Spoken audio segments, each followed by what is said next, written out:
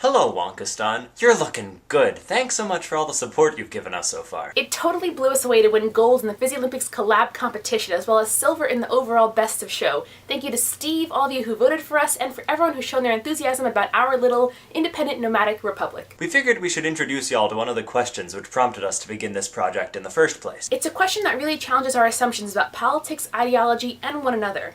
What exactly is a conservative? Amanda, you dropped the C word too early. No, wait, come back.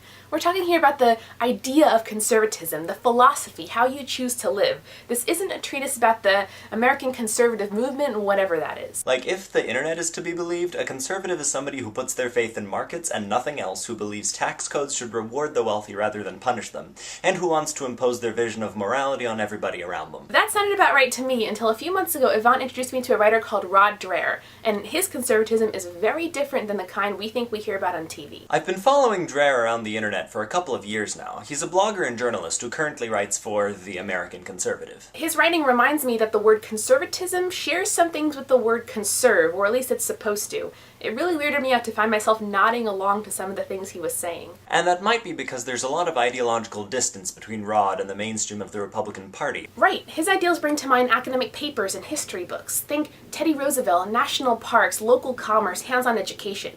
It's a shock for this liberal to see a conservative talking about farmers markets and condemning Walmart. There's definitely a wide gap between small c conservatism and the American conservative movement as it exists in your head. Why do we assume preference for local food is a lefty thing? Don't people of all stripes choose to homeschool, and why aren't more of us concerned by the death of small rural towns? You can see why Rod's existence, and the way he emphatically does not fit into the left versus right narrative, set our Wonkistani brains on fire. And even when I disagree with him, which is pretty often, I really value the way his writing encourages me to examine my culture and my own beliefs. His book Crunchy Cons tells the story of conservative people and families who value all those supposedly hippie, crunchy, granola lefty things. For me at least, Dreher helps me realize that conservatism is more of a lifestyle choice and a philosophy than a set of policies. Which also encourages us to examine the word progressive and what that means. How the cosmopolitan, urban-dwelling, limit-smashing, forward-thinking life I want to live fits in with values like family, community, and tradition.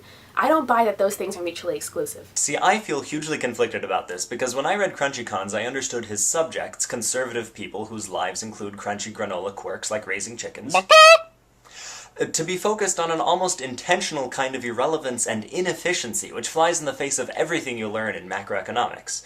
Some people talk about Christianity trying to be countercultural, but this is a serious, focused movement of people dropping out of the cultural mainstream, which they see as overgrown by capitalism and enslaved by desire. The stories in the book are so compelling because they talk about people who elect not to participate in all parts of society that they don't want to endorse. But like Yvonne said, these stories can't be and don't pretend to be templates for living for the rest of us. Society can't function if we all quit our day jobs to become small-scale farmers, and public school, a civic virtue I really believe in, won't survive mass homeschooling movements. I mean, I get what you're saying, that America's social fabric is too sturdily woven for us to try to reweave it en masse, but that doesn't mean the Crunchies can't teach us something strong and true about the use of tradition, deconsumerization, and sobriety. And besides, Dreher's book showcases a wide spectrum of modest and humble and self-sustaining lifestyles that slip between the cracks in our society. We have a whole set of examples we can follow, and I'm sure, Amanda, that Dreher wouldn't mind if we forged a new path after studying those who preceded us. Hey? Tradition? And I agree that those values are really appealing, but I'm not sure I like how they translate into wider trends. If one of the core tenets of conservatism is to value things like tradition and stability over change, eschewing trends like globalism and sexual liberation, then I'm not on board. As a woman and an Irish Catholic, I realize that I have privileges now in 2012 that were won thanks to social activism and cultural shifts. It's easy, I guess, to stand in a position of privilege and announce that now, right here, is a good time to start preserving. But history teaches us that there's always more work to be done. I don't know how to describe that in isms, but that's what Wonkistan is for. Yeah, the more I read Dreher's blog, which is linked in the description by the way, the more I'm inclined to give up on labels entirely. Anyway, I'm glad you like him. I'm glad you showed him to me. Reading his blog always gives my eyebrows a workout. We hope those of you following along at home will check him out. We often discuss his blog entries on Twitter. And if any of you want to pick up a copy of Crunchy Cons at your local library and tweet your way through using the hashtag Wonkistan, we love it. That's how we're getting the conversation going on both Twitter and Tumblr, so hop on in. Right. Wonkistan has its own Tumblr now, so follow us there to make sure you never miss an episode, article, or gratuitous picture post. And thanks as always for visiting us. If you have ideas or proposals for discussion, drop us a line at wonkistan@gmail.com. Until next time.